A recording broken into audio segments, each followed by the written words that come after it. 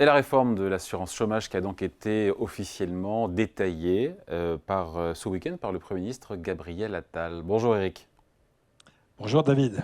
Eric Heyer, le directeur du département d'analyse et prévision de l'OFCE. D'ailleurs, c'est la quatrième ou c'est la cinquième réforme de l'assurance chômage depuis 2017? Je me demandais. C'est pas la question la plus importante, j'en ai conscience, hein. Non, c'est pas la plus importante, même si tout de même elle est intéressante, puisque alors, moi je dirais c'est la troisième réforme, mais il y a 5 mesures, donc, parce que de temps en temps, dans des réformes, il y avait plusieurs mesures, donc oui, effectivement, c'est la cinquième grosse mesure qui est prise. Et ça, c'est intéressant de voir que globalement, le gouvernement n'attend pas de connaître les résultats des mesures précédentes pour en prendre des nouvelles. Bon, on aurait pu peut-être attendre que les mesures précédentes commencent à avoir des résultats pour essayer de contrecarrer certains effets négatifs des mesures précédentes. Ça, c'est On- peut-être qu'il y a une précipitation de la part du gouvernement qui n'est pas extraordinaire. Eric, on va détailler ensemble évidemment les mesures, les conditions d'accès qui ont été durcies, la durée d'indemnisation raccourcie. On va y venir, mais juste au global, Eric, on se dit désormais en France, les règles d'indemnisation ne sont plus généreuses pour les chômeurs. Est-ce que cette réforme c'est ce que dit le gouvernement, nous remet quelque part dans les standards européens? Alors, si on regarde que l'assurance chômage, effectivement, ça nous remet à peu près dans les standards européens. Mais vous voyez, la générosité se lie avec d'autres critères. C'est d'abord, il y avait un critère, il y a plus de cotisations. Donc, normalement, quand vous cotisez plus, c'est normal qu'il y ait tout de même plus de générosité. Or, là, le gouvernement enlève, enfin, en tout cas, restreint la générosité, mais on laisse tout de même les cotisations au niveau auquel elles étaient avant. Et donc, du coup, le système devient même très coûteux pour les salariés, parce que finalement, ils cotisent beaucoup pour un système qui est donc plus qu'ailleurs et pour avoir un système qui est à peu près aussi généreux. Et alors ensuite, tout de même, ça c'est les travaux de Bruno Coquet qui a bien indiqué que lorsque vous étiez au chômage dans d'autres pays, certes, vous aviez moins d'assurance chômage, mais vous aviez plus de droits à côté donnés par le gouvernement. Et au total, là, on a envie de dire que le chômeur en France va toucher un tout petit peu moins qu'ailleurs avec ce type de réforme. Ce nouveau tour de vis, c'est violent. Je crois que c'est la patronne de la CGT qui a dit ça. C'est le cas ou pas? On peut parler de... Vraiment, c'est le mot qu'on peut employer ou c'est un peu excessif? Encore une fois, le mot violence peut-être est lié à votre première question qui du coup était très intéressante. C'est-à-dire que ça fait maintenant depuis 2021, puisque la première réforme a été en 2019, mais en fait elle est entrée en vigueur qu'en 2021. Donc vous voyez, en l'espace de 2, 3 ans, effectivement, là, si on cumule les mesures, là, ça commence à devenir effectivement assez violent. Donc ce n'est pas la dernière mesure en tant que telle, mais le fait que Le eh cumul. ben, ouais, elle vient se cumuler avec les autres réformes. Oui, donc là, il y a un vrai changement de cap, et là, ça devient assez violent comme choc, effectivement. On a un gouvernement qui dit durcir, qui assume durcir ses règles pour aller vers le plein emploi. Est-ce que ça peut marcher? J'écoutais François Oméril, le patron de la CFE-CGC, qui disait que cette réforme va forcer les chômeurs à accepter finalement n'importe quel emploi. Alors, vous voyez, ça dépend ce que vous appelez plein emploi. Si le plein emploi se lie uniquement à l'aune d'un critère qui est le taux de chômage, et un taux de chômage autour de 5%. Bon, ouais, ce n'est pas avec ce type de réforme que vous allez y arriver, mais en tout cas, ça va l'accompagner. Effectivement, il y aura effectivement une baisse du taux de chômage un peu plus forte grâce à ce type de réforme. Ça ne va pas suffire. Si la conjoncture n'est pas là, de toute manière, ça ne crée pas d'emploi, ce type de réforme. Donc, du coup, ce n'est pas ça, mais ça peut l'accompagner. En revanche, si votre critère, c'est d'avoir un plein emploi de qualité, c'est-à-dire avec des durées de contrat qui augmentent, avec une qualité de l'emploi qui aussi augmente, alors là, ce type de réforme ne va pas dans ce sens-là. D'ailleurs, vous voyez, le gouvernement se dit qu'ils vont à peu près dans la moyenne de ce qu'on peut trouver dans les autres pays européens. Prenons le cas, mettons, de l'Allemagne. On ferait nos réformes Hartz aujourd'hui. Notons qu'en Allemagne, effectivement, ils sont au plein emploi. Ils ont un taux de chômage qui est même en dessous de 5%, mais le taux de pauvreté au travail est au-dessus du taux de pauvreté en France. Donc, c'est un plein emploi, mais pas de grande qualité. Donc, vous voyez, quel est votre critère le mieux aurait été, bien entendu, un plein emploi de qualité. Taux de pauvreté nettement supérieur, pardon, j'ai pas les chiffres en Allemagne, ou sensiblement un peu supérieur par rapport à la France? C'est intéressant ça. Alors, ce qui est intéressant, c'est plutôt en variation, parce que vous voyez, le taux de pauvreté se mesure soit à 50% du revenu médian, soit à 60%. Nous, en France, on préfère le mesurer à 60%, mais si vous voulez faire des comparaisons internationales, c'est le 50% qui fait foi. Ce qui est assez intéressant, c'est qu'entre 2011 et aujourd'hui, en 2011, le taux de chômage en Allemagne était au-dessus du taux de chômage en France. Et aujourd'hui, il est nettement en dessous. Et pourtant, le taux de pauvreté est aujourd'hui a augmenté en Allemagne alors qu'il s'est stabilisé chez nous. Et donc aujourd'hui, le taux de pauvreté est, selon la définition, à 50%, 2 points au-dessus du taux de pauvreté en France. Donc effectivement, il y a moins de chômeurs, mais un peu plus de pauvres quand on prend à l'aune du critère du taux de pauvreté à 50%. Quand Gabriel Attal explicite les contours de cette réforme de l'assurance chômage, il ne met pas en avant ce chiffre, mais son entourage l'a fait. Durcir les règles de l'assurance chômage va rapporter 3,6 milliards d'euros d'économies. Alors quand, j'aimerais qu'on me dise quand. Mais en même temps, l'exécutif espère 90 000 personnes supplémentaires qui seraient en emploi. On y croit ou pas de pouvoir cumuler les deux, à la fois faire des économies et mettre plus de personnes au travail?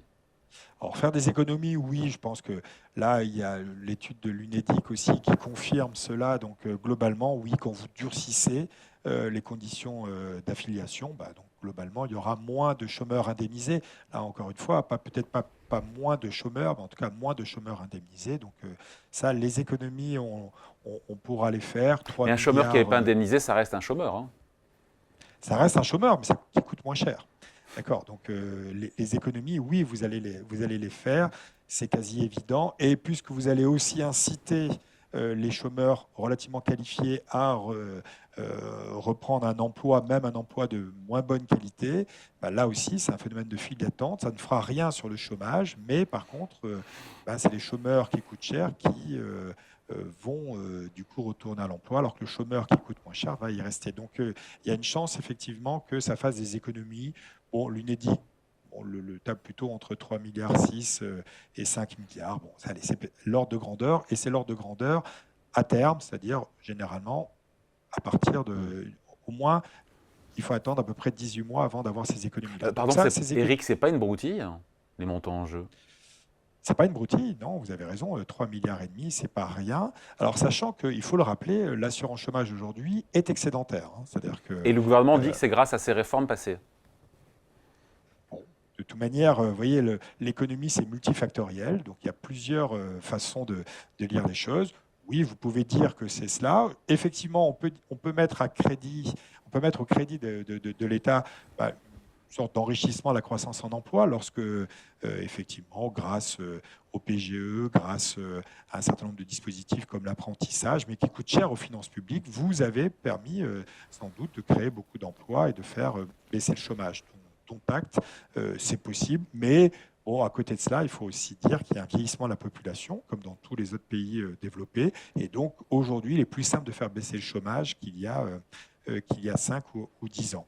Bon, il n'en reste pas moins que l'assurance chômage aujourd'hui dégage des excédents entre 3 milliards et 5 milliards, nous dit l'UNEDIC pour les années à venir. Alors certes, il y a un déficit, il y a une dette, pardon, il y a des excédents, mais il y a une dette, et donc du coup, ça va accélérer le remboursement de cette dette. Rappelons que cette dette est liée en grande partie aux mesures prises par l'État, donc ce n'est pas les partenaires sociaux qui en sont responsables, c'est qu'on demande aujourd'hui finalement l'UNEDIC de financer autre chose que l'assurance chômage, mais aussi France Travail. Et ça coûte extrêmement cher. Une partie de l'activité partielle qui a été mise en place pendant la crise Covid a été financée par l'UNEDIC. Donc tout ça, ça fait augmenter la dette. Voilà, là, vous allez accélérer le remboursement de cette dette en dégageant des excédents qui sont assez significatifs aujourd'hui. Quand les syndicats affirment que l'objectif ultime et premier de cette réforme de l'assurance chômage, c'est surtout un objectif qui est financier. Est-ce qu'on se dit qu'il y a comme une part de vérité là-dedans?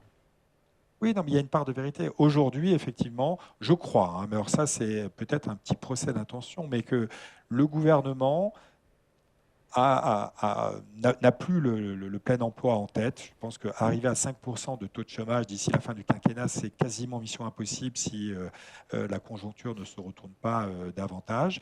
Et donc, du coup, aujourd'hui, ils ont mis l'accent sur la réduction des déficits au sens large, c'est-à-dire des administrations publiques. Et donc, dedans, il y a aussi l'assurance chômage. Et donc, une façon d'être crédible dans la réduction de la dépense publique, c'est de faire ce type de réforme. C'est-à-dire que si vous dites je vais lutter contre la fraude fiscale, ça, ce n'est pas crédible. Et la Commission européenne ou nos partenaires allemands, notamment, finalement, n'arriveront pas avec ce type d'argument à nous faire confiance. En revanche, quand vous dites que vous faites une réforme de l'assurance chômage, ça, on arrive à le mesurer autour de 3,5 milliards chaque année. Et donc ça, c'est vraiment des réformes qui visent à être crédibles vis-à-vis de nos partenaires, vis-à-vis peut-être aussi des agences de notation qui aujourd'hui nous menacent d'être dégradées. Et donc ça fait preuve quelque part d'une certaine rigueur. Et ça, avec un coût politique qui est extrêmement faible, puisque vous mettez personne dans la rue lorsque vous faites une réforme de l'assurance chômage. Et donc ça, je pense que c'est un choix acté du gouvernement de faire des efforts d'économie via la réforme de l'assurance chômage. Avec ce tour de vis, j'aurais dû commencer par ça, Eric, et en même temps à finir par ça, sur ces conditions d'accès à l'indemnisation, conditions qui ont été durcies. On l'avait commenté la semaine dernière, mais maintenant l'info est officielle. Il faut retravailler 8 mois sur les 20 derniers mois. Donc c'est beaucoup moins généreux parce qu'avant, je crois qu'il fallait avoir travaillé 4 mois, c'est ça, sur les 20. Au tout début, 4 mois sur les 28. 28. Et après, c'était passé 6 mois sur les 24. Et là, maintenant, c'est 8 mois sur les 20. Voilà, et puis il y a la durée d'indemnisation aussi, des allocations chômage, pour les chômeurs qui est réduite de 18 à 15 mois. De 18 à 15 mois. Ce sont vraiment les deux mesures les plus contraignantes, les plus fortes. Ah ben oui, c'est des mesures qui sont très contraignantes, fortes, qui vont avoir un impact peut-être sur la reprise de l'emploi, effectivement, mais certainement sur l'indemnisation du chômage. Et donc ça va faire davantage des économies que des reprises d'emploi. Allez, merci beaucoup. Explication signée Eric Gaillard, directeur du département analyse et prévision de l'OFCE. Merci Eric, à bientôt. Merci, à bientôt. Salut.